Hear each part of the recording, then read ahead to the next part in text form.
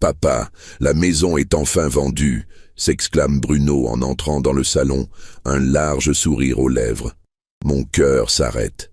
Je sens la tasse de café que je tenais entre mes mains trembler légèrement. Quelle maison? Je demande, confus. Un silence de plomb envahit la pièce. Je tourne lentement mon regard vers Lucie, ma femme depuis 43 ans.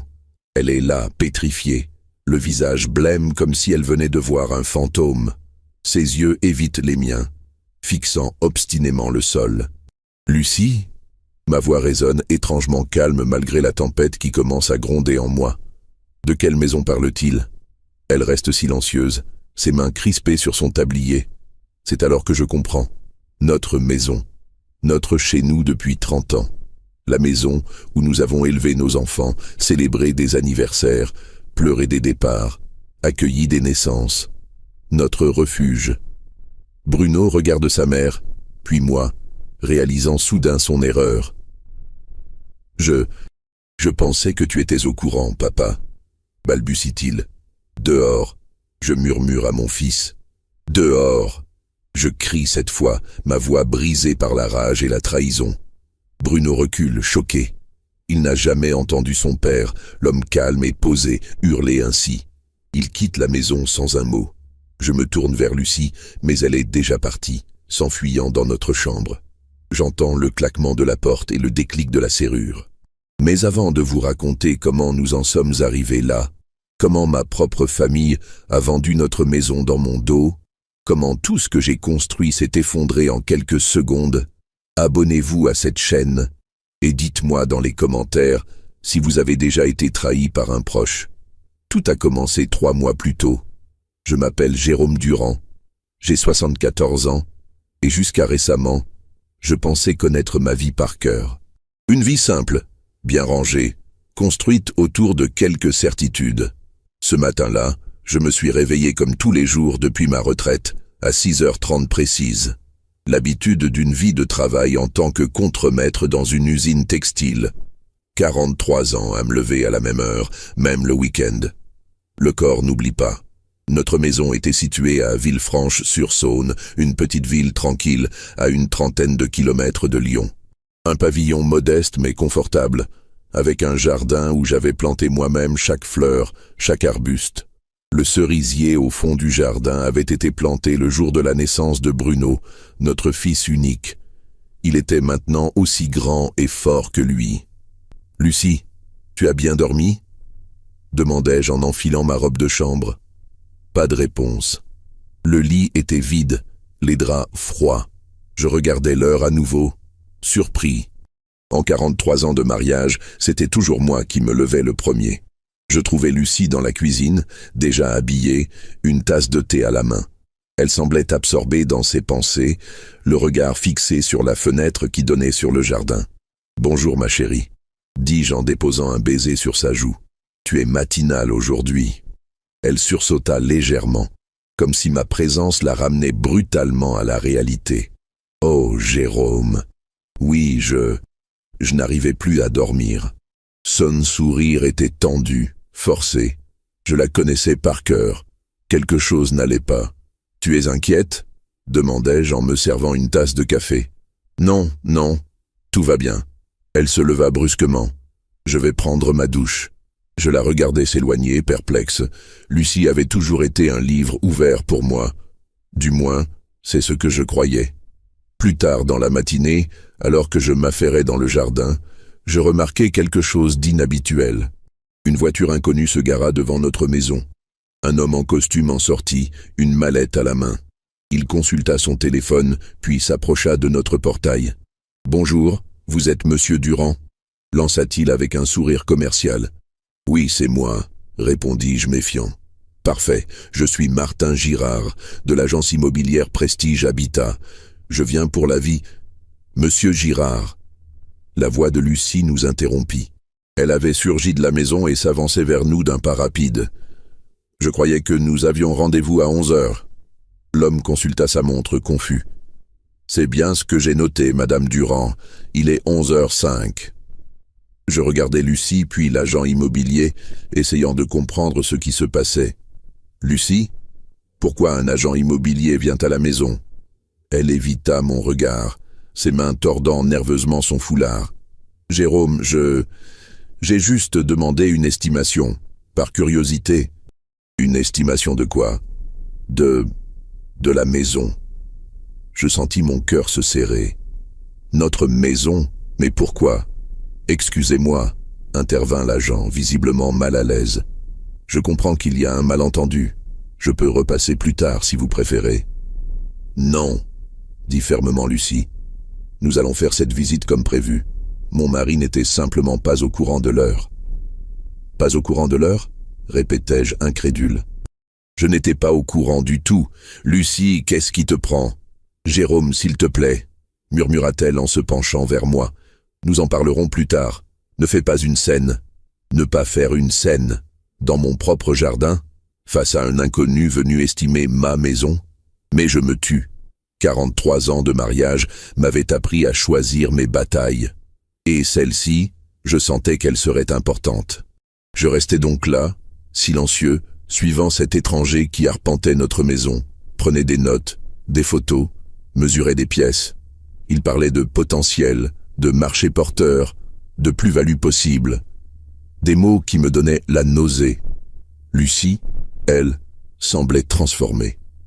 Elle montrait la maison avec enthousiasme, soulignant les points forts, minimisant les défauts. Je ne reconnaissais pas ma femme. Quand l'agent partit enfin, promettant de nous envoyer son estimation rapidement, je me tournai vers Lucie, le cœur lourd. Maintenant, tu vas m'expliquer. Elle soupira, s'assit sur le canapé du salon, ce même canapé que nous avions choisi ensemble lors de nos 10 ans de mariage.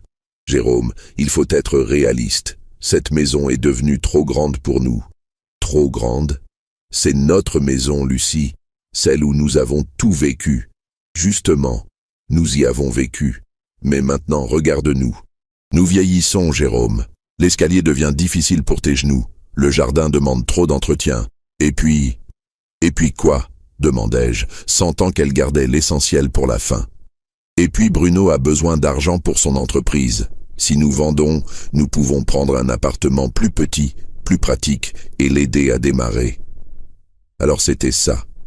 Notre fils unique, qui avait toujours eu ce dont il avait besoin, et souvent plus. Bruno, qui a 45 ans, en était à sa 3e grande idée d'entreprise, après 2 échecs cuisants. Tu veux vendre notre maison pour financer une nouvelle aventure de Bruno? Ma voix était incrédule. Ce n'est pas juste une aventure, protesta Lucie. C'est différent cette fois. Il a un vrai projet, des partenaires sérieux. Comme pour son restaurant Fusion qui a fermé au bout de 6 mois, ou sa boutique de vêtements éthiques qui nous a coûté toutes nos économies. Tu es injuste. Bruno a eu des difficultés, mais il essaie. Et en tant que parents, nous devrions l'aider. L'aider, oui, lui donner notre toit, non. Je sortis du salon, ne supportant plus cette conversation. Je pris ma veste et quittai la maison, ignorant les appels de Lucie. J'avais besoin de marcher, de respirer. Je me rendis au petit parc près de chez nous, là où j'amenais Bruno quand il était enfant. Je m'assis sur un banc, observant les jeunes mères avec leurs enfants, les retraités qui jouaient aux boules, la vie qui continuait, imperturbable. Comment en étions-nous arrivés là? À quel moment ma femme avait-elle décidé que notre maison, notre foyer, n'était qu'un bien à vendre pour satisfaire les ambitions de notre fils? Je restai plusieurs heures sur ce banc, perdu dans mes souvenirs. Notre emménagement en 1993, les premiers pas de Bruno dans le jardin, les dîners de Noël autour de la grande table, les anniversaires, les chagrins, les joies. Tout était imprégné dans ces murs. Quand je rentrais, le soleil commençait à se coucher. La voiture de Bruno était garée dans l'allée. Évidemment, Lucie l'avait appelé à la rescousse. J'entrai dans la maison, les trouvant tous les deux à la cuisine, penchés sur des papiers étalés sur la table. « Ah, te voilà !» s'exclama Bruno en se levant. On commençait à s'inquiéter. « Je vais bien », dis-je sèchement. « Qu'est-ce que c'est que tout ça ?»« Les plans de ma nouvelle entreprise, papa. Une sandwicherie haut de gamme, avec des produits locaux, bio, et... Épargne-moi les détails, l'interrompis-je. Ta mère m'a déjà expliqué que tu voulais notre maison pour financer ton énième projet. Bruno parut blessé.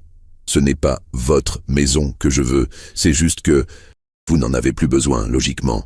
Et moi, j'ai cette opportunité incroyable. Tu as toujours des opportunités incroyables, Bruno. Et elles finissent toujours de la même façon. Jérôme, Lucie se leva, scandalisée. Ne parle pas comme ça à ton fils. Mon fils de 45 ans qui vit encore à nos crochets, qui n'a jamais tenu un emploi stable plus de 2 ans. Ce fils-là, je ne vis pas à vos crochets, protesta Bruno. J'essaie de créer quelque chose de durable, de laisser ma marque. Et pour laisser ta marque, il faut vendre la mienne, la maison que j'ai payée avec mon travail, ma sueur pendant 30 ans. Papa, tu ne comprends pas. Le marché immobilier est au plus haut. Vous pourriez avoir une belle somme, prendre un appartement confortable et il resterait suffisamment pour toi, pour que tu le gaspilles comme le reste. Le silence tomba dans la cuisine. Lucie avait les larmes aux yeux. Bruno serrait les poings, luttant visiblement pour garder son calme. « Je crois que nous sommes tous fatigués », dit finalement Lucie. « Nous devrions en reparler demain, à tête reposée. »« Il n'y a rien à rediscuter », répondis-je fermement. « Cette maison n'est pas à vendre. Point final. » Je quittai la cuisine et montai dans notre chambre. Cette nuit-là, Lucie ne vint pas se coucher. Je l'entendis discuter avec Bruno jusque tard dans la nuit, leur voix étouffée mais animée me parvenant par bribes. Ils complotaient contre moi, dans ma propre maison. Les jours suivants furent tendus. Lucie et moi nous parlions à peine. Bruno passait souvent, toujours avec de nouveaux arguments, de nouveaux chiffres, de nouveaux plans. Chaque fois, ma réponse restait la même. Non. Un soir, alors que nous dînions en silence, Lucie aborda le sujet différemment. « Jérôme, as-tu pensé à ce que deviendra cette maison quand nous ne serons plus là ? » « Que veux-tu dire ? Nous ne sommes plus jeunes, tu le sais bien. Et cette maison, elle reviendra à Bruno de toute façon. Et alors, ce sera à lui de décider à ce moment-là. Mais pourquoi attendre ?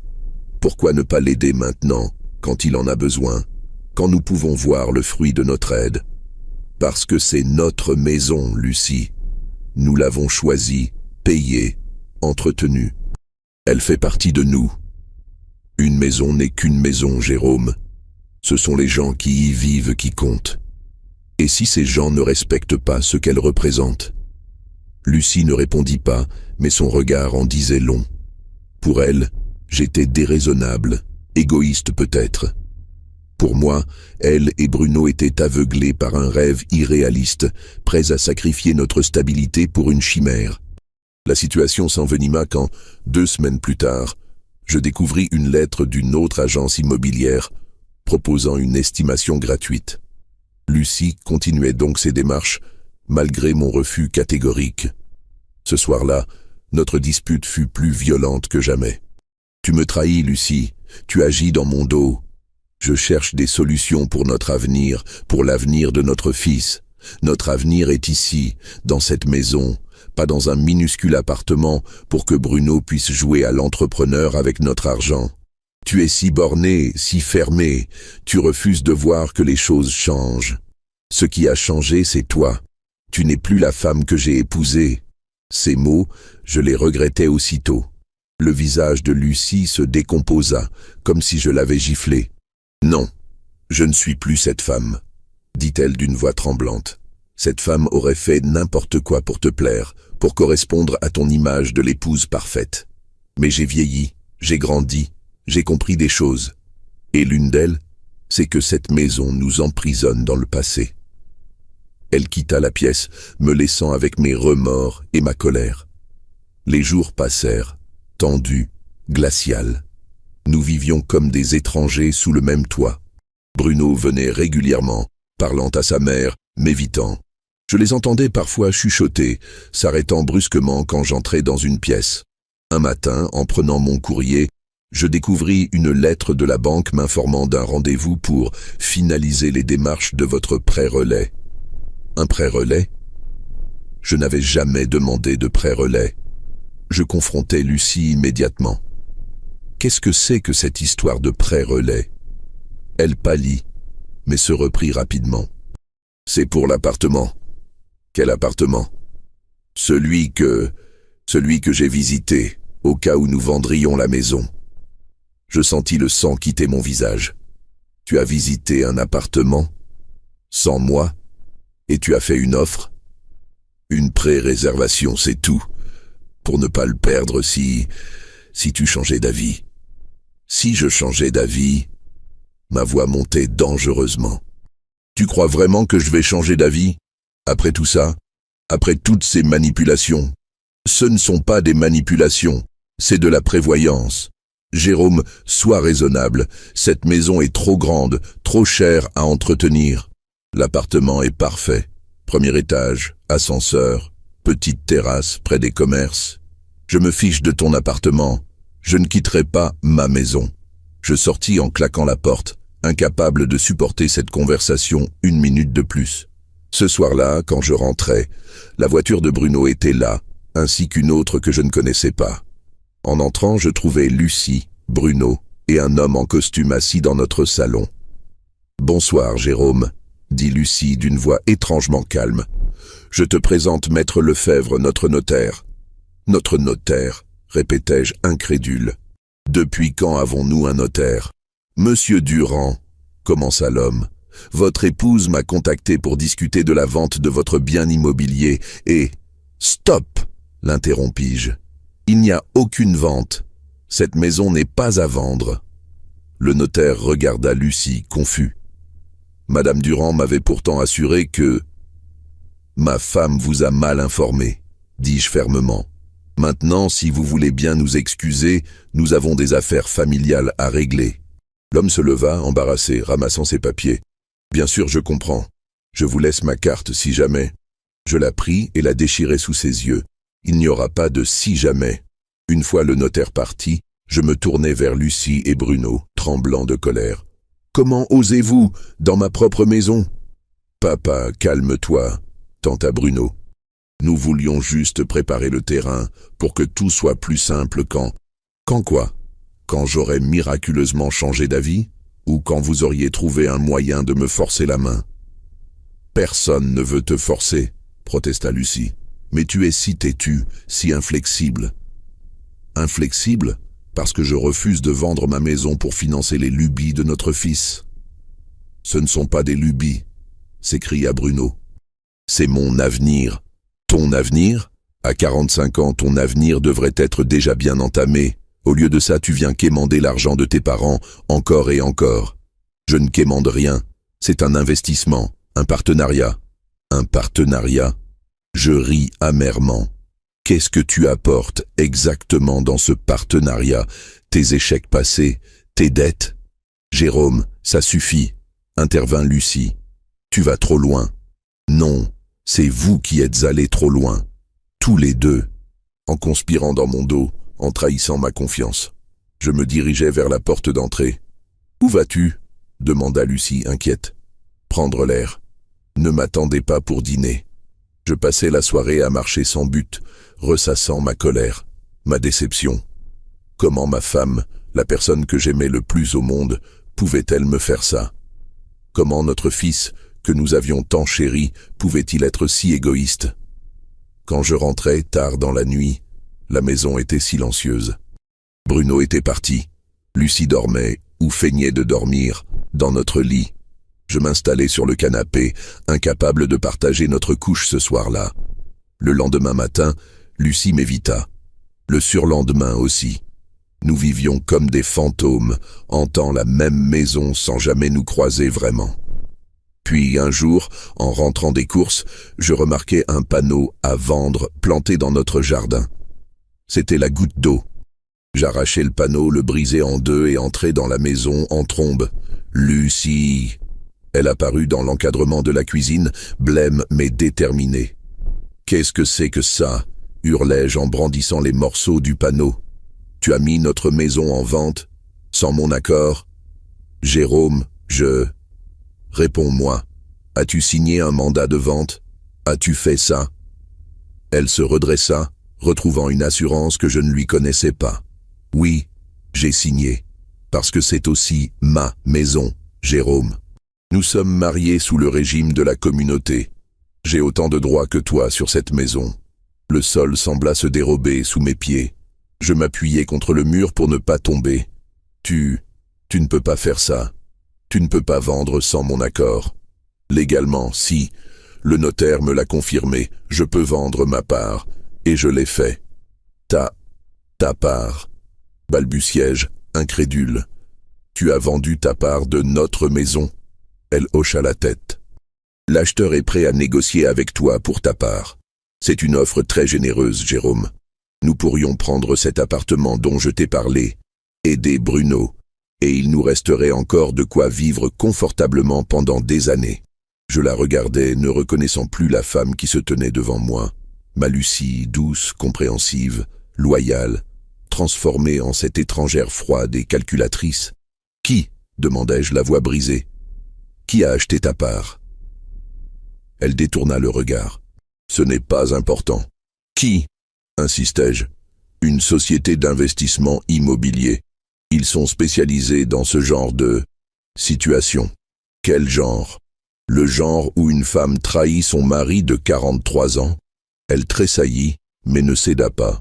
Le genre où un couple âgé a besoin de se préparer pour l'avenir, mais où l'un des deux refuse de voir la réalité en face. Je secouai la tête, dévasté. Je ne te reconnais plus, Lucie, je ne sais plus qui tu es. Je suis la même. C'est toi qui refuses de changer, de t'adapter. Le monde avance, Jérôme. Bruno a besoin de nous. Et cette maison, elle nous retient prisonniers du passé. Je sortis sans un mot de plus. Je ne pouvais plus supporter cette conversation, cette trahison, cette douleur. Les jours suivants furent un brouillard de chagrin et de colère. Lucie et moi ne nous parlions plus. Je dormais sur le canapé. Bruno venait régulièrement, mais je refusais de le voir. Un matin, alors que j'étais dans le jardin, contemplant le cerisier que j'avais planté il y a si longtemps, Bruno arriva, rayonnant. « Papa, la maison est enfin vendue !» s'exclama-t-il en entrant dans le jardin. Je reste figé, incapable de bouger, la tasse de café tremblant encore dans mes mains. Bruno, mon fils, vient d'annoncer fièrement que notre maison est vendue. Ma maison. Mon refuge depuis 30 ans. Quelle maison ? Je demande, bien que je connaisse déjà la terrible réponse. Bruno, soudain mal à l'aise, regarde sa mère. Lucie, elle, semble pétrifiée, le visage blême, les yeux rivés au sol. Dans son regard, je vois la confirmation de mes pires craintes. Dehors, je murmure à mon fils, avant de hurler. Dehors. Bruno recule, choqué par ma réaction. Il quitte précipitamment la maison. Lucie, elle, s'enfuit dans notre chambre. J'entends la porte claquer, puis le verrou tourner. Je reste seul dans ce salon qui, pendant 30 ans, a été le témoin silencieux de nos bonheurs et de nos peines. Et maintenant, de notre déchirement. Les jours qui suivent cette révélation sont un cauchemar éveillé. Lucie m'évite soigneusement, se levant avant moi, se couchant après moi.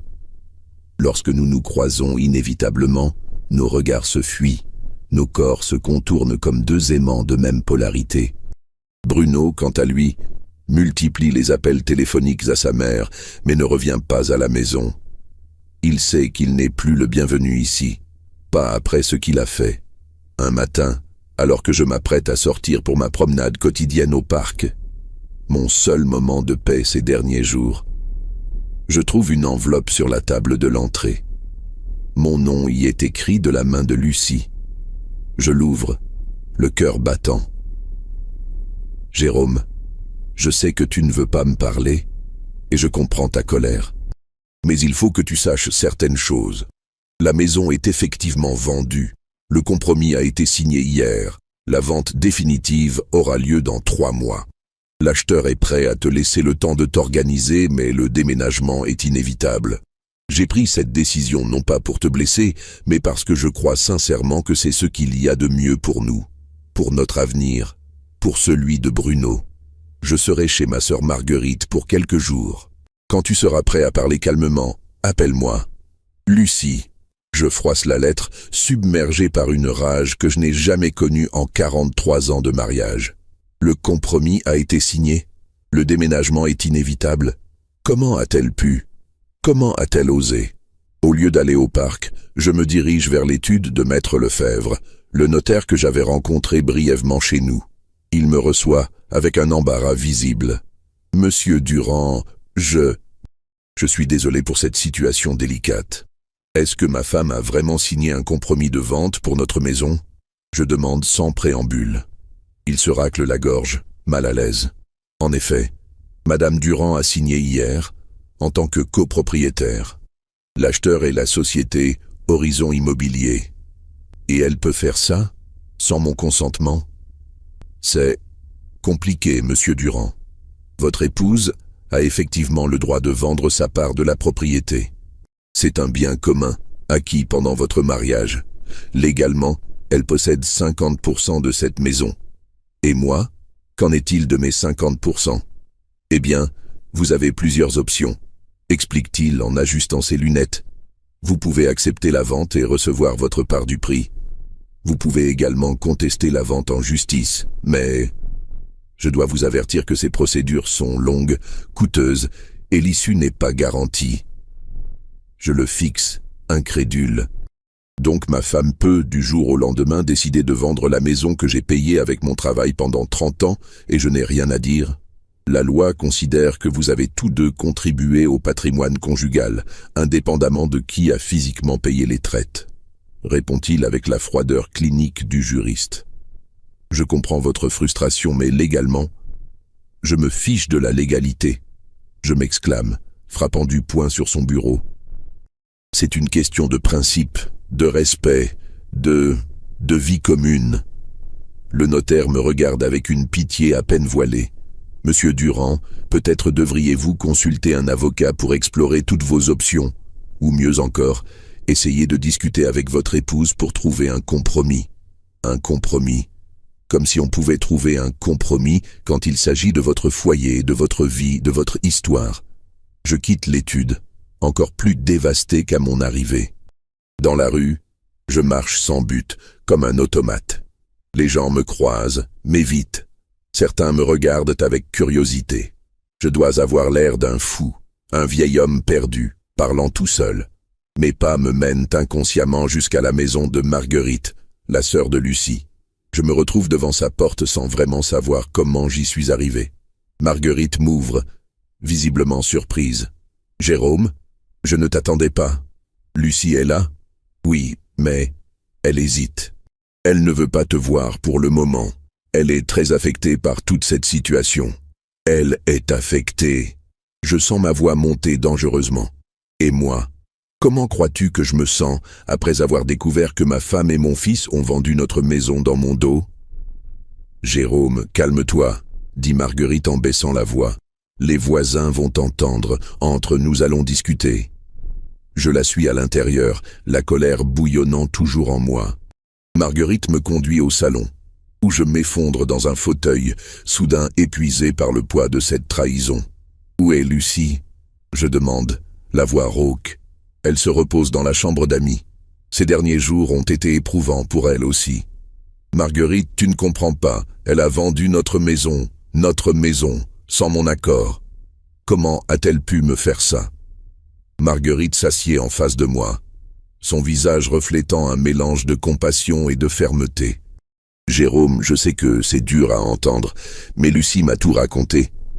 Elle a essayé pendant des mois de te parler de ce projet, de te faire comprendre pourquoi c'était nécessaire, mais tu n'as rien voulu entendre. Parce que c'est une folie. Vendre notre maison pour financer une énième entreprise vouée à l'échec de Bruno? Ce n'est pas que pour Bruno. Soupire Marguerite. C'est aussi pour vous deux. Lucie a peur, Jérôme. Elle a peur de l'avenir. De vieillir dans cette grande maison pleine d'escaliers et d'entretien. Elle a peur pour vos finances, les coûts médicaux qui augmentent avec l'âge, les imprévus. Nous avons toujours géré. Je grommelle. Pendant 43 ans de mariage, nous avons toujours trouvé des solutions, sans avoir à vendre notre toit. Les temps changent, Jérôme. Les défis de la vieillesse aujourd'hui ne sont pas ceux d'autrefois. Lucie pense à long terme. Je secoue la tête, incapable d'accepter ses justifications. Elle aurait dû m'en parler.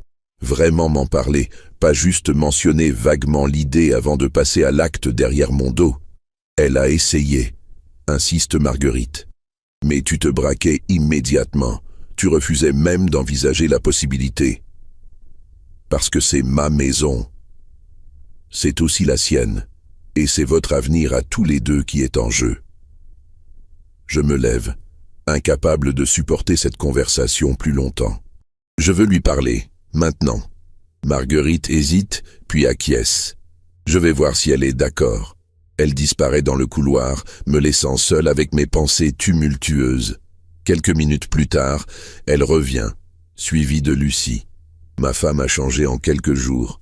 Ses traits sont tirés, ses yeux rougis par les larmes.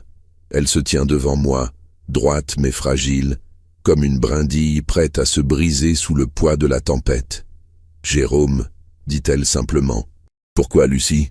C'est tout ce que je parviens à articuler. Pourquoi comme ça ? Dans mon dos ?»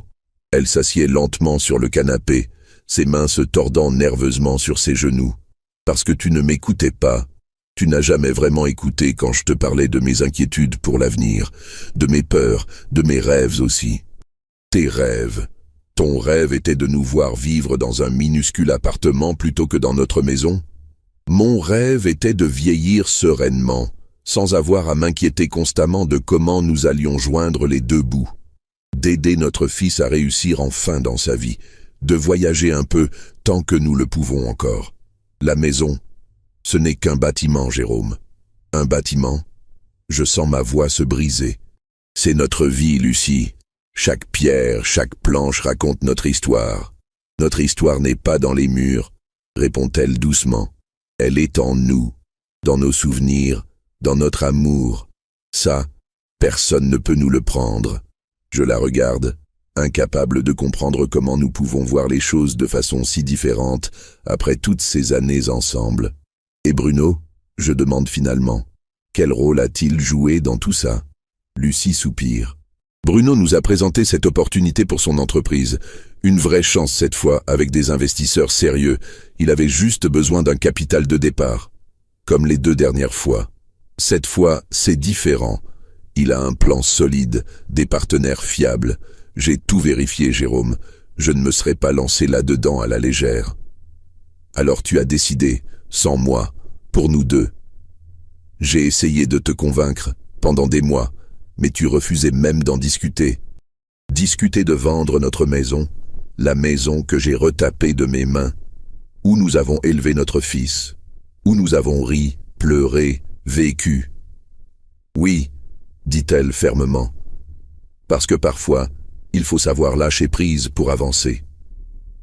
Un silence lourd s'installe entre nous. Marguerite, discrète, a quitté la pièce pour nous laisser cette intimité douloureuse. Combien, je demande finalement. Combien l'as-tu vendu ? 410 000 €, répond Lucie. C'est un très bon prix, bien au-dessus de l'estimation initiale. Je fais un rapide calcul mental. C'est effectivement une somme considérable, beaucoup plus que ce que j'aurais imaginé. Et que comptes-tu faire de cet argent ? J'ai déjà versé un acompte pour un appartement dans la résidence Les Mimosas. 1er étage, ascenseur, terrasse, près du parc et des commerces. 180 000 €, tout compris. Il nous restera 230 000 €. J'ai pensé qu'on pourrait en donner 150 000 à Bruno pour son entreprise et garder le reste pour nous. Pour nos vieux jours, les soins médicaux, peut-être quelques voyages. Tu as tout planifié, je constate avec amertume, sans me consulter une seule fois. Je savais que tu refuserais tout en bloc. Je te connais, Jérôme. Tu es un homme merveilleux, mais tu détestes le changement. Tu préfères t'accrocher au passé plutôt que d'envisager l'avenir. Ces paroles me blessent, d'autant plus qu'elles contiennent une part de vérité. J'ai toujours été conservateur, préférant la sécurité du connu à l'incertitude du nouveau. Mais de là à me trahir ainsi, tu aurais dû me faire confiance. dis-je finalement. Me respecter assez pour me laisser participer à cette décision, même si j'étais réticent au début. Une larme coule sur la joue de Lucie. Tu as raison. J'aurais dû insister davantage, te forcer à vraiment écouter mes préoccupations. Mais tu semblais tellement hermétique, et puis le temps pressait. L'opportunité de Bruno ne pouvait pas attendre. Toujours Bruno, je soupire. Notre fils de 45 ans qui n'a jamais su se débrouiller seul. Ne sois pas injuste, proteste Lucie. Bruno a eu des difficultés, c'est vrai, mais il essaie, il veut réussir, prouver sa valeur. N'est-ce pas ce que nous voulions pour lui? Qu'il trouve sa voie. Pas à nos dépens, pas en sacrifiant notre stabilité. Ce n'est pas un sacrifice, c'est un investissement. Dans son avenir, dans le nôtre aussi. Je me lève, incapable de poursuivre cette conversation qui tourne en rond. Je ne peux pas accepter ça, Lucie. Je ne peux pas. Jérôme, s'il te plaît. Non. Tu as pris ta décision sans moi. Maintenant, je vais prendre la mienne. Je quitte la maison de Marguerite, le cœur lourd, les jambes chancelantes. Dans la rue, l'air frais de l'automne me gifle le visage. Les feuilles mortes craquent sous mes pas, comme un écho à notre amour qui se délite. De retour à la maison. Notre maison, pour combien de temps encore? Je me dirige machinalement vers le garage. C'est mon refuge, mon sanctuaire. L'endroit où, pendant des années, j'ai bricolé, réparé, créé. Loin du bruit, des soucis quotidiens. Le garage est rempli de mes outils, soigneusement rangés sur des étagères que j'ai fabriquées moi-même. Des outils qui ont façonné cette maison, qui l'ont maintenue debout et accueillante pendant 3 décennies. Je m'assieds sur mon tabouret usé, contemplant cet espace qui me ressemble tant. Ordonné, fonctionnel, rassurant. Et bientôt, tout cela appartiendra à un inconnu. Une société immobilière sans âme qui ne verra dans notre foyer qu'un bien à rentabiliser. C'est là, au milieu de mes établis et de mes perceuses, que je m'effondre enfin. Les larmes, retenues depuis trop longtemps, coulent librement sur mes joues ridées. Je pleure comme je n'ai pas pleuré depuis la mort de mon père, il y a 20 ans. Je pleure pour ma maison perdue, pour mon mariage ébranlé, pour ma dignité bafouée. Je ne sais pas combien de temps je reste ainsi, prostré dans mon chagrin. Mais quand je relève finement la tête, une résolution nouvelle s'est formée en moi. Je ne me laisserai pas faire. Je ne serai pas cette victime passive que Lucie et Bruno imaginent. J'ai encore des cartes à jouer. Le lendemain matin, je me rends à la banque. Monsieur Moreau, notre conseiller depuis des années, me reçoit avec son habituelle cordialité.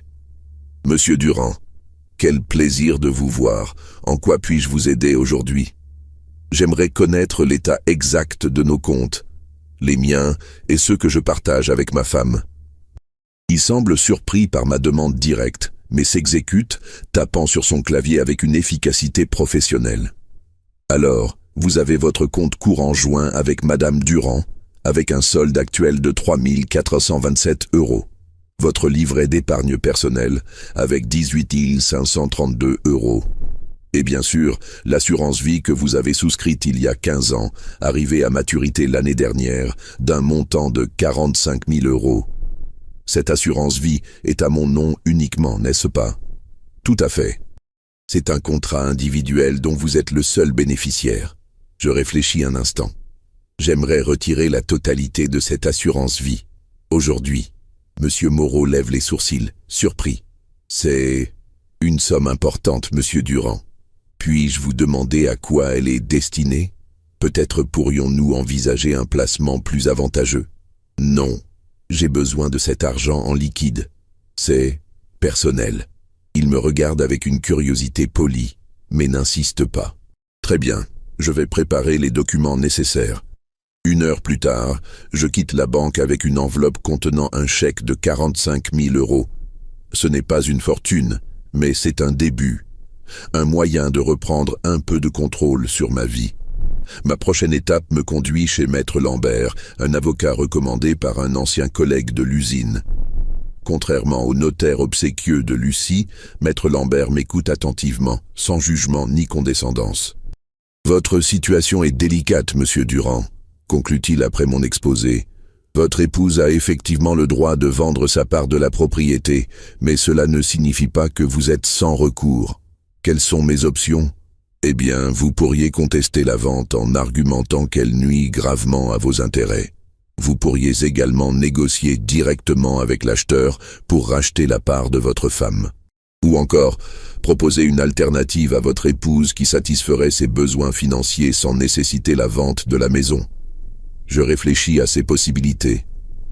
Et si je trouvais un autre acheteur? Quelqu'un qui m'offrirait une meilleure offre? L'avocat sourit légèrement. C'est théoriquement possible, mais cela dépend des termes du compromis signé par votre épouse. Y a-t-il une clause de dédit? Un délai de rétractation? Il faudrait que j'examine ce document. Je n'y ai pas accès, je réponds, frustré. Lucie a tout gardé. Dans ce cas, je suggère de commencer par une mise en demeure à l'acheteur actuel, l'informant que vous contestez cette vente. Cela pourrait au moins gagner du temps pendant que nous explorons d'autres options. Je hoche la tête, reconnaissant d'avoir enfin quelqu'un de mon côté. Combien vous dois-je pour cette consultation? Considérez cela comme une première rencontre gratuite, dit-il avec un geste de la main. Si vous décidez d'engager une procédure, nous discuterons alors des honoraires. Je quitte son cabinet avec un sentiment mitigé. D'un côté, je suis soulagé de savoir que je ne suis pas totalement impuissant face à cette situation. De l'autre, l'idée d'entamer une bataille juridique contre ma propre femme me déchire le cœur. En rentrant, je trouve une voiture inconnue garée devant notre maison. Une berline noire, rutilante, qui détonne dans notre modeste quartier pavillonnaire. En entrant, j'entends des voix provenant du salon. Celle de Bruno et une autre, plus grave, que je ne reconnais pas. « Papa !» s'exclame Bruno en me voyant apparaître dans l'encadrement de la porte. « Je te présente Monsieur Legrand, de Horizon Immobilier. » L'homme en costume se lève et me tend une main que je ne saisis pas. « Monsieur Durand, ravi de faire votre connaissance. Votre fils me faisait justement visiter cette charmante propriété. »« Ma propriété ?» je corrige froidement. « Et vous n'y êtes pas le bienvenu. » Bruno intervient, visiblement mal à l'aise. « Papa, Monsieur Legrand est l'acheteur de la maison. Il voulait juste voir. Je sais parfaitement qui il est. » Je l'interromps. Un vautour qui profite des disputes familiales pour s'enrichir. Eh bien, sachez, monsieur, que cette vente n'est pas encore conclue. Loin de là. L'homme ne se démonte pas, gardant son sourire commercial. Je comprends votre frustration, monsieur Durand, mais les faits sont les faits. Le compromis est signé, les arrêts versés. Dans 3 mois, cette maison changera de main, que vous l'acceptiez ou non. C'est ce qu'on verra. Je rétorque, la rage montant en moi. Maintenant, sortez de chez moi, tous les deux. Bruno tente de protester, mais je reste inflexible. Finalement, ils partent, me laissant seul avec ma colère et ma détermination renouvelée. Je ne laisserai pas ces rapaces me voler ma vie sans me battre. Pas après tout ce que j'ai sacrifié pour bâtir ce foyer. Les jours suivants sont un tourbillon d'activités. Je consulte un autre notaire, un expert immobilier. Je me renseigne sur les prêts disponibles pour les seniors. J'examine toutes les pistes, même les plus improbables. Une semaine après ma confrontation avec Legrand, Lucie revient à la maison. Elle entre timidement, comme si elle n'était plus sûre d'y être la bienvenue. « Tu es revenu ?» constate-t-elle simplement. « C'est encore ma maison pour le moment du moins. » Je réponds, sans lever les yeux du journal que je faisais semblant de lire. Elle s'assied en face de moi, posant son sac à main sur la table. « Jérôme, nous devons parler, calmement, comme des adultes. » Je dépose enfin mon journal, la regardant droit dans les yeux. « Je t'écoute. J'ai réfléchi chez Marguerite. Je reconnais que j'aurais dû te consulter davantage avant de prendre une décision aussi importante. C'était injuste de ma part. Son admission me surprend. Ce n'est pas dans les habitudes de Lucie de reconnaître ses torts si facilement. Mais, poursuit-elle, je maintiens que cette vente est nécessaire, pour notre bien à tous. L'appartement au Mimosa est vraiment parfait pour nous, Jérôme. J'aimerais que tu viennes le visiter avec moi, sans engagement, juste pour voir. » Je soupire. « Et la vente? Le fameux compromis? » « Il est signé, oui, Mais rien n'est définitif tant que l'acte authentique n'est pas passé. Nous avons encore 3 mois pour trouver un arrangement qui nous convienne à tous. À tous? Y compris Bruno et sa nouvelle entreprise Miracle? Lucie grimace légèrement. Bruno fait partie de la famille, Jérôme. Qu'on le veuille ou non, son bien-être est lié au nôtre. Et notre bien-être à nous, notre stabilité, notre bonheur, qui y pense? Moi, répond-elle doucement. J'y pense constamment. C'est pour ça que j'ai agi, pour nous assurer une vieillesse sereine, sans soucis financiers. Je secoue la tête, encore incapable d'accepter son raisonnement. Tu crois vraiment que je pourrais être serein en sachant que j'ai été chassé de ma propre maison? Que tout ce que j'ai construit a été balayé d'un revers de main?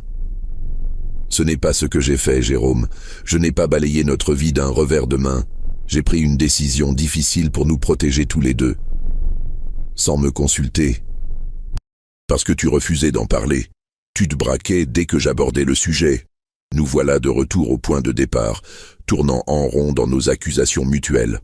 Je prends une profonde inspiration, tentant de calmer mon cœur qui bat trop fort, trop vite pour un homme de mon âge. J'ai consulté un avocat. Je dis finalement, il pense que je peux contester cette vente. Lucie pâlit.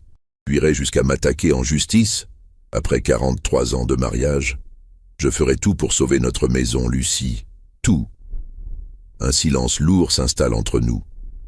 Dehors, la pluie commence à tomber, tambourinant doucement contre les vitres, comme une mélodie triste accompagnant notre déchirement. Ce soir, Bruno vient dîner, annonce soudain Lucie, changeant de sujet. Il veut nous parler de son projet, nous montrer que cette fois c'est vraiment différent. Je n'ai aucune envie de l'entendre. S'il te plaît, Jérôme, fais un effort, écoute-le au moins, tu lui dois bien ça. Je ne lui dois rien du tout, c'est lui qui me doit des explications. Et il te les donnera, ce soir, si tu acceptes de l'écouter. Je grommelle une réponse inintelligible, mais nous savons tous deux que je serai là. Parce que malgré ma colère, malgré ma déception, Bruno reste mon fils, mon unique enfant, la chair de ma chair. Le soir venu, Bruno arrive, portant une bouteille de vin et un dossier épais sous le bras. Il m'embrasse timidement, incertain de l'accueil qui lui sera réservé. « Bonsoir, papa. » Bruno. Le dîner est tendu, silencieux. Lucie tente désespérément d'entretenir la conversation avec des banalités que nous faisons semblant d'écouter. Finalement, quand les assiettes sont vides, Bruno prend la parole. « J'aimerais vous parler de mon projet, de pourquoi c'est si important pour moi, et pour vous aussi. » Il ouvre son dossier, en sort des graphiques, des projections financières, des photos de locaux commerciaux. Il s'agit d'une chaîne de restaurants rapides, mais de qualité. Des produits locaux, bio, préparés sur place. Nous avons déjà 3 emplacements potentiels à Lyon. Les études de marché sont excellentes, les investisseurs sont prêts. Il ne manque que le capital de départ pour lancer les travaux. Je l'écoute en silence, observant son enthousiasme, ses gestes animés. C'est le même Bruno qui, enfant, me montrait fièrement ses dessins, ses bonnes notes, ses petites inventions. Le même regard brillant, la même conviction que cette fois, tout sera parfait. Nous avons calculé un retour sur investissement en moins de 3 ans, poursuit-il. Et d'ici 5 ans, l'objectif est d'avoir 10 restaurants dans la région. C'est l'opportunité de ma vie, papa. Je reste silencieux un long moment après sa présentation, digérant ses paroles, ses chiffres, ses promesses. Et si ça échoue, je demande finalement, comme les 2 fois précédentes. Bruno soupire. Je comprends ta méfiance, mais cette fois, j'ai des partenaires solides, des professionnels de la restauration. Je ne serai pas seul. Tu n'étais pas seul non plus pour ton restaurant Fusion. Tu avais ce chef japonais. Comment s'appelait-il déjà? Takeshi. Oui, mais c'était différent. Nous n'avions pas l'expérience commerciale nécessaire. Maintenant, j'ai appris de mes erreurs, et j'ai Marc Bernier avec moi. Bernier? Le propriétaire de la chaîne Le Petit Gourmand? Bruno sourit, voyant que ce nom m'impressionne. Exactement, il croit en ce concept. Il croit en moi. Je dois admettre que cela change la donne. Bernier est un homme d'affaires respecté, qui a bâti son empire de la restauration à partir de rien. S'il s'implique dans le projet de Bruno, pourquoi as-tu besoin de tant d'argent? Je demande néanmoins. Si ce Bernier est si confiant, pourquoi n'investit-il pas lui-même? Il investit, il met 200 000 € dans l'affaire, mais nous avons besoin de 350 000 € au total pour démarrer dans de bonnes conditions. Il veut que je montre mon implication personnelle en apportant le reste. Et tu as pensé à un prêt bancaire?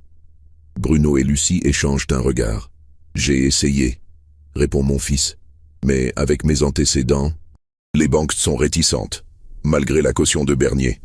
Je regarde tour à tour mon fils et ma femme, comprenant soudain l'ampleur du piège dans lequel je me trouve. D'un côté, ma maison, mon foyer, mon histoire. De l'autre, l'avenir de mon fils, sa dernière chance de réussir professionnellement, de trouver sa place. Laissez-moi réfléchir, dis-je finalement. Je ne peux pas prendre une telle décision sur un coup de tête. Bien sûr, papa, répond Bruno, visiblement soulagé que je ne rejette pas catégoriquement son projet. Prends ton temps. Après son départ, Lucie et moi restons seuls, face à face dans ce salon qui a été témoin de tant de moments de notre vie commune. « Qu'en penses-tu » demande-t-elle doucement. Je pense que je suis coincé.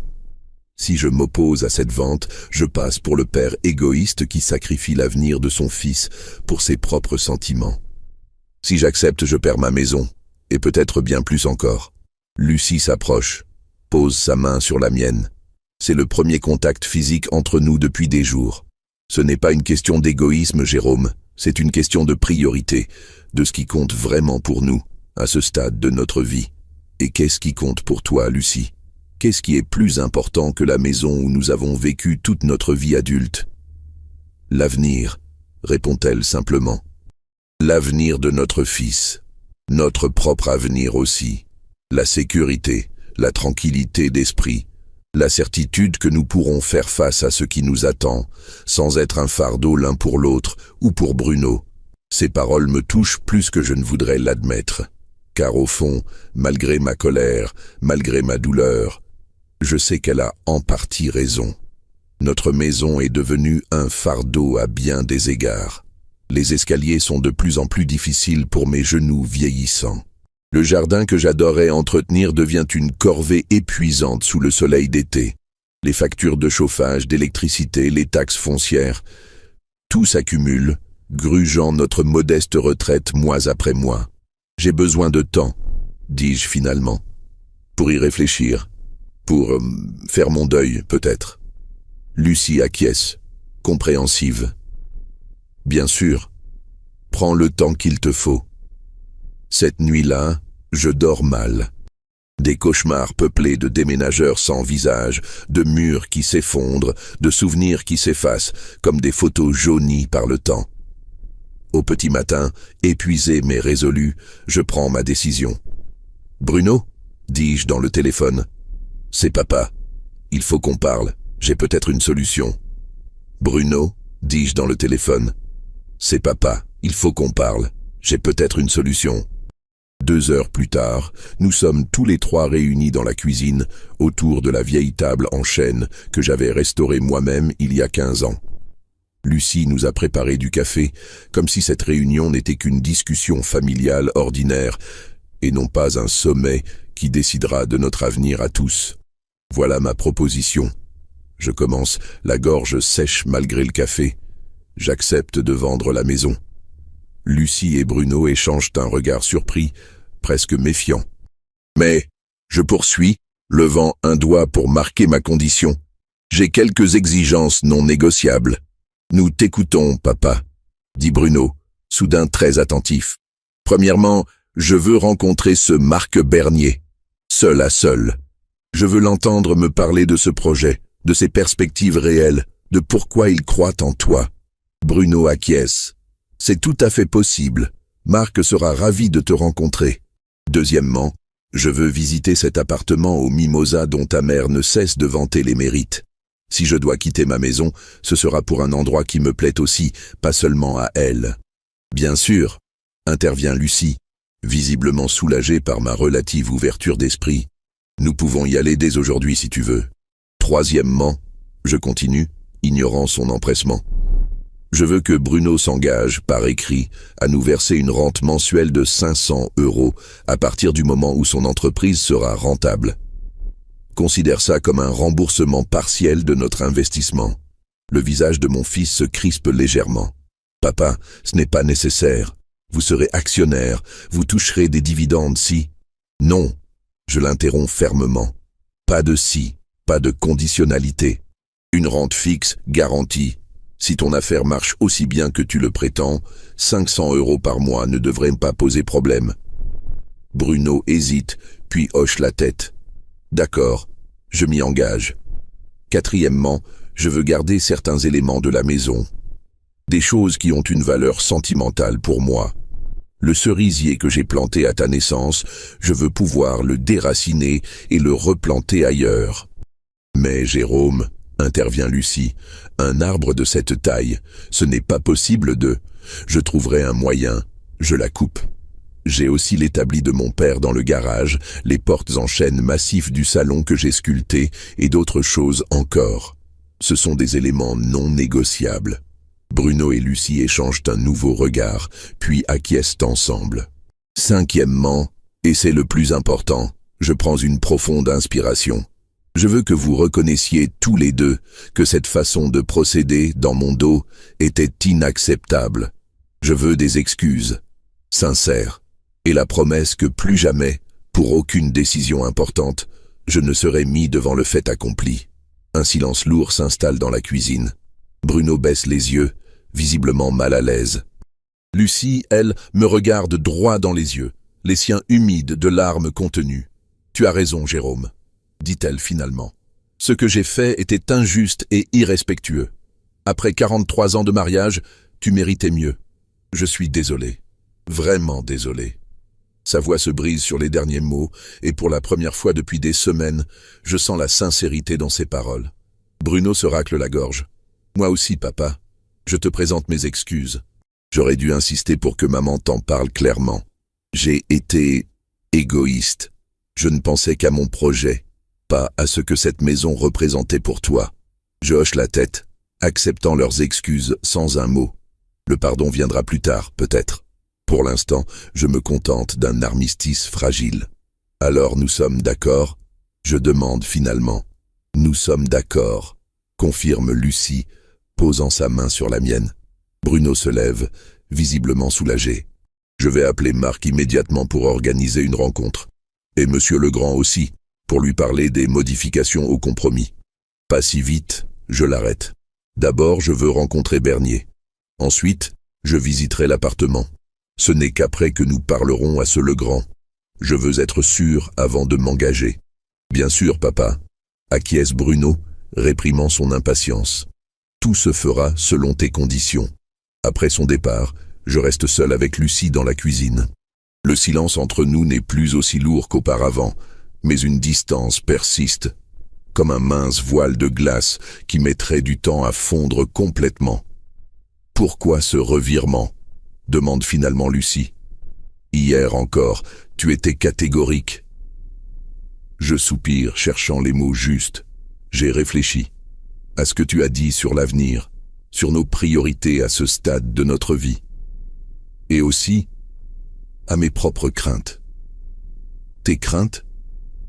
Oui. J'ai peur du changement, Lucie. J'ai toujours eu peur. Quitter cette maison, c'est comme abandonner une partie de moi-même, de ce que j'ai construit, de ce que j'ai été. Elle s'approche, pose sa main sur mon épaule avec une tendresse que je n'avais plus sentie depuis longtemps. Tu ne perds rien de ce que tu as été, Jérôme. Tes souvenirs, tes réalisations, ta force. Tout cela vient avec toi, où que tu ailles. Je couvre sa main de la mienne, sentant la chaleur familière de sa peau. J'espère que tu as raison. Le lendemain, comme promis, Bruno organise ma rencontre avec Marc Bernier. Le rendez-vous a lieu dans un café du centre-ville, terrain neutre où je me sens plus à l'aise pour poser mes questions sans la pression familiale. Bernier est plus jeune que je ne l'imaginais, la quarantaine dynamique, regard vif et poignée de main ferme. Il vient directement, sans détour. « Monsieur Durand, votre fils m'a expliqué vos réticences. Je les comprends parfaitement. À votre place, je me méfierais aussi. Son honnêteté me surprend et m'incite à la même franchise. Mon fils a déjà échoué 2 fois. Pourquoi serait-ce différent cette fois? Bernier sourit. Parce que cette fois, il ne sera pas seul. Voyez-vous, monsieur Durand, Bruno a des qualités indéniables. Créativité, passion, sens du contact. Mais il lui manque la rigueur, l'expérience de gestion. C'est précisément ce que j'apporte. Pourquoi vous associer avec lui alors? Vous pourriez monter ce projet seul. Je pourrais, oui. Mais j'ai déjà 7 restaurants qui tournent à plein régime. Je n'ai ni le temps ni l'énergie pour lancer seul cette nouvelle chaîne. Bruno, lui, pourra s'y consacrer entièrement. C'est un partenariat qui nous bénéficie mutuellement. Au fur et à mesure de notre conversation, je dois reconnaître que Bernier semble solide, ses arguments cohérents, son plan d'affaires réaliste. Il ne promet pas des miracles, mais une progression raisonnable, basée sur des chiffres vérifiables et des objectifs atteignables. Un dernier point, monsieur Bernier. Si l'affaire échoue malgré tout, qu'advient-il de notre investissement? Il me regarde droit dans les yeux. Dans ce cas, je m'engage personnellement à racheter vos parts à hauteur de 70% de votre mise initiale. C'est le risque minimum que je peux garantir. Je le ferai mettre par écrit dans notre contrat de société. Je hoche la tête, impressionné par cette garantie que je n'espérais pas obtenir. En quittant le café, je dois admettre que ma confiance dans le projet de Bruno vient de grimper considérablement. L'étape suivante est la visite de l'appartement au Mimosa. Lucie m'y emmène dès le lendemain, visiblement anxieuse de connaître mon verdict. La résidence est moderne, mais élégante, nichée dans un quartier calme à proximité d'un parc. L'appartement lui-même est plus spacieux que je ne l'imaginais. Un séjour lumineux avec une grande baie vitrée donnant sur une terrasse, une cuisine ouverte équipée, 2 chambres confortables, une salle de bain adaptée aux personnes âgées avec douche à l'italienne. « Qu'en penses-tu » demande Lucie, guettant ma réaction. Je fais le tour lentement, observant chaque détail, ouvrant les placards, testant les volets électriques, vérifiant la vue depuis chaque fenêtre. C'est pas mal, j'admets finalement. L'ascenseur fonctionne bien? Oui, et il y a un groupe électrogène en cas de coupure de courant, précise l'agent immobilier qui nous accompagne. La résidence est également équipée d'un gardien et d'un système de sécurité moderne. Je m'approche de la baie vitrée, observant la terrasse. Elle est plus petite que notre jardin actuel, évidemment, mais assez grande pour y installer quelques plantes, peut-être même un petit potager en bac. Il y aurait de la place pour mon établi, je demande, pensant au garage que je vais perdre. Dans la 2e chambre, certainement, répond Lucie avec empressement. Nous pouvons l'aménager en atelier pour toi. Je continue ma visite, notant mentalement les avantages et les inconvénients. Pas de jardin à entretenir, mais pas de cerisier non plus. Moins d'espace, mais aussi moins de ménage, moins de chauffage, plus de sécurité, moins d'isolement.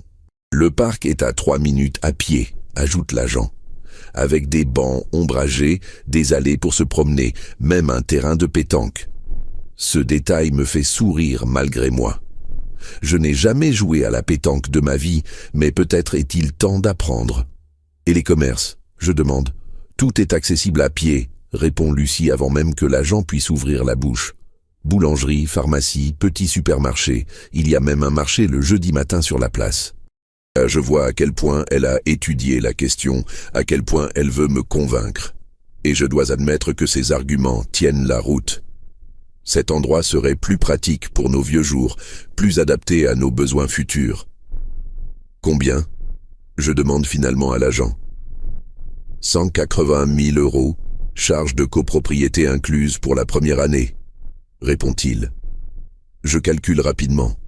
Si la maison se vend 410 000 comme prévu et que l'appartement en coûte 180 000, il nous restera 230 000 €.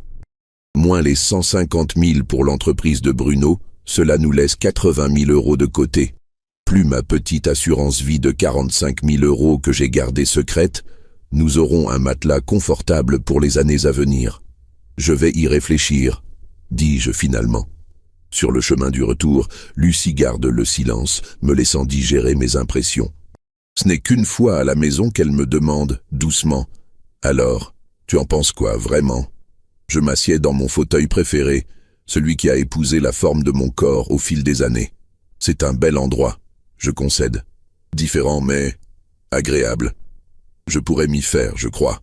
Le soulagement sur son visage est presque palpable. Oh, Jérôme, je suis si heureuse de te l'entendre dire. Je suis sûre que nous y serons bien.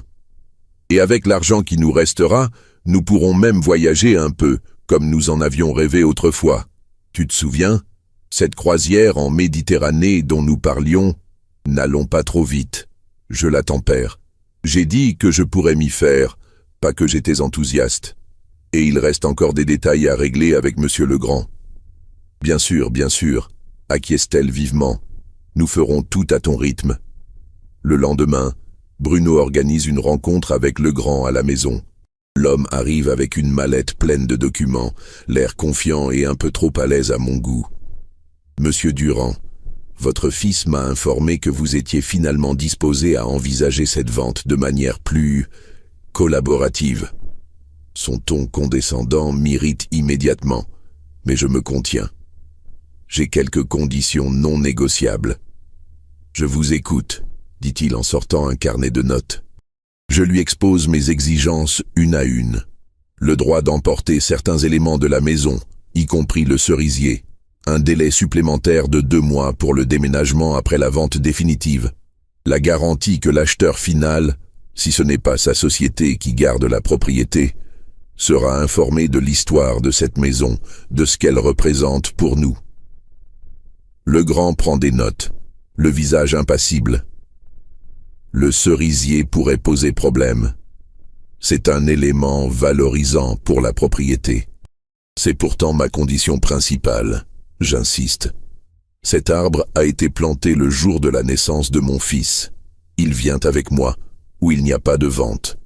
Il soupire, feuilletant son carnet. Je vais voir ce que je peux faire. Pour le reste, je ne pense pas que cela pose problème. Une dernière chose, j'ajoute. Je veux que le prix soit réévalué à 430 000 € au lieu des 410 000 initialement proposés. Lucie me jette un regard surpris. Nous n'avions pas discuté de ce point. Legrand fronce les sourcils. Pourquoi une telle augmentation ? Parce que ma femme a négocié sans consulter un expert indépendant. J'en ai consulté un depuis, et il estime que la maison vaut au minimum 430 000 € sur le marché actuel. C'est un mensonge, bien sûr. Je n'ai consulté personne, mais j'ai fait mes recherches sur Internet, comparé les prix dans notre quartier. Et surtout, je veux tester la marge de manœuvre de cet homme, voir jusqu'où je peux pousser. Legrand me regarde longuement, évaluant ma détermination. Je vais devoir en référer à ma direction, mais je pense que nous pourrions envisager un prix de 420 000 €, ce qui représente déjà une augmentation substantielle. 425 000, je contre. Et vous vous engagez par écrit à permettre l'enlèvement du cerisier, à mes frais bien entendu. Il réfléchit un instant. D'accord, 425 000 €, et vous pouvez prendre votre arbre. Mais tous les frais liés à cette opération, y compris la remise en état du terrain après l'arrachage, seront à votre charge. Marché conclu, je dis, lui tendant la main. Nous passons l'heure suivante à modifier le compromis, ajoutant mes conditions, reformulant certaines clauses. Quand il repart enfin, je me sens étrangement satisfait, comme si j'avais remporté une petite victoire dans cette bataille perdue d'avance. 15 000 € de plus, murmure Lucie après son départ. Comment as-tu fait ça ? Je hausse les épaules. J'ai juste appliqué ce que j'ai appris en 40 ans de négociations syndicales à l'usine. On commence toujours par demander plus pour obtenir ce qu'on veut vraiment. Elle me regarde avec une lueur nouvelle dans les yeux, un mélange de respect et de tendresse. Tu ne cesseras jamais de me surprendre, Jérôme Durand. Les semaines suivantes passent dans un tourbillon d'activités. Nous trions nos affaires, décidant ce que nous emmenons, ce que nous donnons, ce que nous vendons. C'est un processus douloureux pour moi, chaque objet ravivant des souvenirs, chaque tri représentant un choix déchirant. Bruno, de son côté, avance rapidement sur son projet avec Bernier. Les locaux du premier restaurant sont trouvés, les plans d'aménagement établis, les premiers employés recrutés.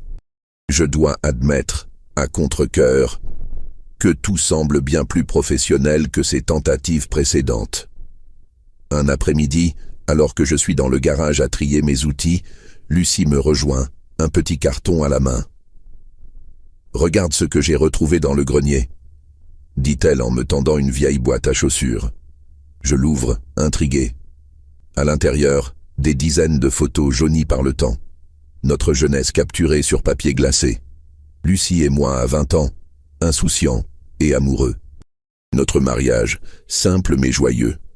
L'arrivée de Bruno, minuscule dans les bras de sa mère. Nos vacances au bord de la mer, nos Noëls en famille, les anniversaires, les moments ordinaires devenus précieux par la magie du temps qui passe. Je me suis dit que nous pourrions faire un album, explique Lucie, pour emporter nos souvenirs avec nous. Je hoche la tête, la gorge nouée par l'émotion. C'est une bonne idée. Nous passons la soirée assis côte à côte sur le canapé, à trier ces photos, à nous remémorer les moments qu'elles représentent. C'est la première fois depuis la crise que nous nous retrouvons vraiment, partageant rires et larmes sans amertume ni reproche. « Tu te souviens de ce voyage en Bretagne ?» demande Lucie, en me montrant une photo où nous posons devant un phare, le vent ébouriffant nos cheveux encore bruns. Comment l'oublier? Il a plu pendant 10 jours d'affilée. Bruno a attrapé un rhume carabiné. Mais tu nous avais quand même emmenés pêcher à pied, et nous avions fait cette soupe de poisson délicieuse avec nos prises. La meilleure soupe de ma vie, je confirme, souriant au souvenir. Ces moments de tendresse retrouvés alternent avec des périodes plus difficiles. Des jours où la colère me reprend en voyant les cartons qui s'accumulent, où le chagrin m'étreint en pensant à tout ce que je vais perdre. Dans ces moments-là, je m'isole dans le jardin, parlant à mon cerisier comme à un vieil ami, lui promettant que je ne l'abandonnerai pas. J'ai contacté plusieurs pépiniéristes pour organiser son transplantation. La plupart m'ont ri au nez, m'expliquant qu'un arbre de cette taille et de cet âge ne survivrait jamais à un déracinement. Mais j'ai finalement trouvé un spécialiste qui a accepté de tenter l'opération, moyennant une somme conséquente. Il n'y a aucune garantie, m'a-t-il prévenu. Même avec toutes les précautions du monde, l'arbre pourrait ne pas supporter le choc. Nous prendrons le risque, ai-je répondu. Ensemble.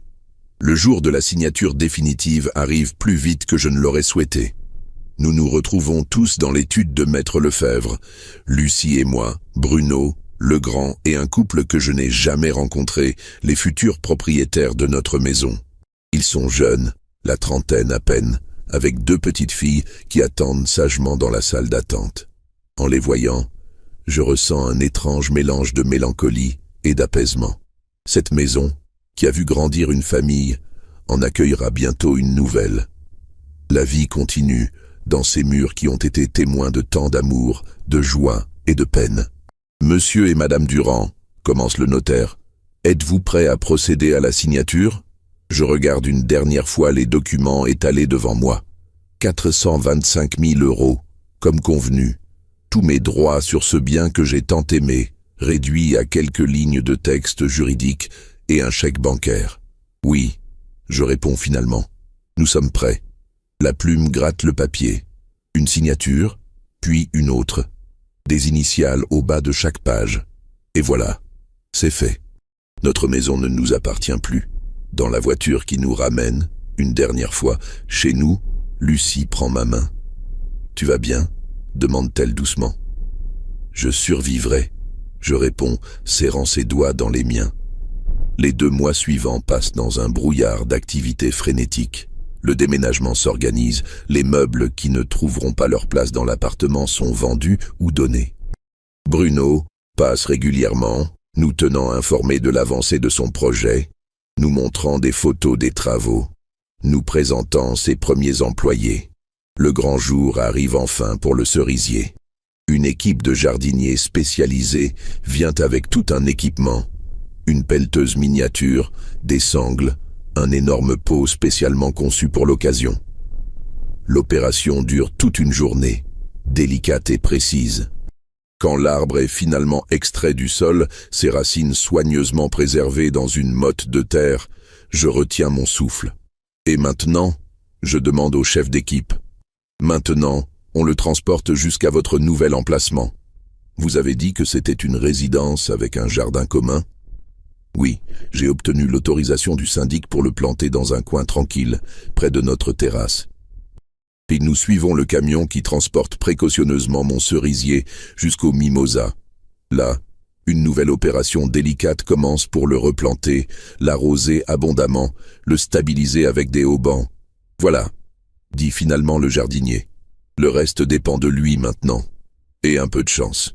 Je reste un long moment devant l'arbre transplanté, comme pour lui insuffler ma force, ma volonté de survivre à ce changement radical. On va y arriver, je lui murmure, toi et moi. Le jour du déménagement définitif, je fais un dernier tour de la maison vide, disant adieu à chaque pièce, à chaque recoin qui a abrité un fragment de notre vie. Dans le jardin, je m'arrête à l'endroit où se dressait mon cerisier, contemplant le trou béant qui semble refléter celui dans mon cœur. Papa. La voix de Bruno me tire de ma rêverie. C'est l'heure. Le camion est chargé. Je hoche la tête, incapable de parler. Mon fils s'approche, passe un bras autour de mes épaules. C'est un geste qu'il n'a pas fait depuis des années, un geste qui me rappelle l'époque où j'étais le héros de sa vie, celui qui savait tout, qui pouvait tout réparer. Je sais que ça a été dur, dit-il doucement.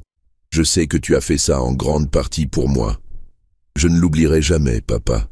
Et je te promets que je ne te décevrai pas cette fois. Je lui tapote maladroitement le bras. Tu as intérêt, fiston, ou je reviendrai hanter cette maison et te tirerai les pieds pendant ton sommeil. Il rit, soulagé par cette touche d'humour inattendue. Marché conclu. Nous marchons ensemble jusqu'à la voiture où Lucie nous attend. En montant, je jette un dernier regard à la façade de notre maison, à ses volets bleus que j'ai repeints tant de fois, à son toit de tuiles rouges que j'ai réparé après chaque tempête. Au revoir, vieille amie. Je murmure. Prends soin de ta nouvelle famille. Lucie démarre, et nous nous éloignons lentement. Dans le rétroviseur, je vois la maison rapetisser jusqu'à n'être plus qu'un point à l'horizon, puis disparaître au détour d'un virage. Un chapitre de notre vie se ferme. Un autre s'ouvre devant nous. 6 mois ont passé depuis notre déménagement. L'appartement au Mimosa est devenu peu à peu notre foyer. J'ai aménagé la 2e chambre en atelier, plus petit que mon garage d'antan, mais suffisant pour mes projets réduits. Lucie a transformé la terrasse en un petit jardin suspendu, plein de fleurs et d'herbes aromatiques. Mon cerisier a survécu, contre toute attente. Il a perdu beaucoup de feuilles au début, nous faisant craindre le pire, mais au printemps, de nouvelles pousses vertes sont apparues, signe qu'il s'adaptait à son nouvel environnement. Comme nous, le restaurant de Bruno a ouvert ses portes il y a 2 mois, rencontrant un succès immédiat. L'emplacement, le concept, la qualité des produits, tout semble fonctionner à merveille. 2 fois par semaine, nous y dînons en invité d'honneur, fiers de voir notre fils enfin épanoui dans un projet qui lui ressemble. Comme promis, il nous verse 500 € chaque mois, en plus des dividendes qui commencent déjà à tomber. Avec notre retraite et le matelas financier constitué par la vente de la maison, nous vivons confortablement, sans les soucis qui assombrissaient parfois notre quotidien auparavant. Ce matin, en prenant mon café sur la terrasse, j'observe mon cerisier. Ses branches s'étendent vers le ciel, plus vigoureuses qu'avant. Il semble plus heureux ici, plus épanoui, comme s'il avait lui aussi besoin de ce changement pour reprendre des forces. « À quoi tu penses ?» demande Lucie en me rejoignant, sa propre tasse à la main. « Je pense que tu avais raison. » Je réponds après un moment. Ce n'est pas la maison qui compte, mais les gens qui y vivent. Les souvenirs, l'amour, tout ça, c'est en nous, pas dans les murs. Elle sourit, pose sa tête contre mon épaule. « Tu vois, je te l'avais dit. Ne t'y habitue pas trop, je la taquine. Ce n'est pas tous les jours que je reconnaîtrai que tu avais raison et moi tort. Je savourerai ce moment rare, alors. Nous restons ainsi un long moment, savourant la douceur du matin, la légèreté nouvelle de notre existence. Les regrets n'ont pas complètement disparu, bien sûr. Parfois encore, je rêve de notre vieille maison, de ses craquements familiers, de l'écho des pas de Bruno enfant dans les escaliers. Mais ces rêves ne sont plus empreints de chagrin, seulement de nostalgie douce. Bruno a appelé, dit Lucie en rompant le silence. Il veut nous présenter quelqu'un ce soir. Une femme, je demande, intriguée. Je crois bien, sourit-elle. Il avait cette voix, tu sais, celle qu'il avait adolescent quand il parlait de sa première petite amie. Je ris doucement. Il était temps. À 45 ans, j'étais déjà père depuis longtemps. Chacun son rythme, répond Lucie avec sagesse. L'important, c'est qu'il semble heureux, vraiment heureux, peut-être pour la première fois de sa vie d'adulte. Et c'est vrai, Bruno a changé ces derniers mois. Plus calme, plus posé, plus sûr de lui. Comme si le poids de ses échecs passés s'était enfin allégé, lui permettant de se tenir droit, de regarder vers l'avenir avec confiance. « Tu sais quoi ?» dis-je soudain. « Je crois que je ne regrette rien, malgré la façon dont tout cela s'est passé, malgré la douleur et la colère. Je crois que c'était la bonne décision. » Lucie me regarde, les yeux brillants d'émotion contenue. « Vraiment ? Vraiment ? Nous étions enlisés dans cette maison, prisonniers de nos habitudes, de nos peurs. Ce changement nous a forcés à nous réinventer, à redécouvrir ce qui compte vraiment. » Elle m'embrasse tendrement, un baiser qui a la saveur des jours anciens, quand tout était nouveau entre nous, excitant et plein de promesses. Et puis, j'ajoute avec un clin d'œil, je dois admettre que j'apprécie de ne plus avoir à tondre la pelouse chaque semaine. Son rire cristallin s'élève dans l'air du matin, léger comme une bulle de savon. Je ris avec elle, savourant cette intimité retrouvée, cette complicité que j'avais cru perdue à jamais. Plus tard dans la journée, je reçois un appel de l'ancien propriétaire de notre maison. Il a trouvé, en faisant des travaux, une vieille boîte cachée dans un recoin du grenier. Des photos encore, que nous avions oubliées dans notre précipitation. « Voulez-vous que je vous les envoie ?» propose-t-il gentiment. Je réfléchis un instant. « Non, gardez-les. Ou mieux encore, accrochez-en quelques-unes dans la maison. Qu'elles se souviennent de nous, comme nous nous souvenons d'elles. » En raccrochant, je me sens léger, comme si je venais de lâcher un dernier fardeau. Notre maison appartient désormais au passé, un passé heureux dont je ne veux garder que l'essence, pas les regrets. Ce soir, Bruno nous présentera peut-être celle qui deviendra la mère de nos petits-enfants. Demain, Lucie et moi partirons peut-être pour ce voyage en Méditerranée dont nous rêvions. Le mois prochain, le deuxième restaurant de la chaîne ouvrira ses portes, concrétisant un peu plus le rêve de notre fils. La vie continue, différente mais tout aussi riche. Et nous sommes là pour la vivre pleinement, ensemble. Avant de quitter la terrasse, je jette un dernier regard à mon cerisier. Une petite fleur blanche est apparue au bout d'une branche, délicate et parfaite. Un signe peut-être que même déraciné on peut refleurir. « À bientôt, mon ami », je lui murmure. Nous avons encore de belles saisons devant nous. Mes amis, si comme moi vous appréciez ces histoires qui nous rappellent l'importance de la famille et des choix que nous faisons, je vous invite à vous abonner à cette chaîne. Chaque semaine, je partage avec vous ces tranches de vie qui nous touchent tous, d'une manière ou d'une autre. N'hésitez pas à me dire en commentaire si vous avez déjà vécu un grand changement dans votre vie et comment vous l'avez surmonté.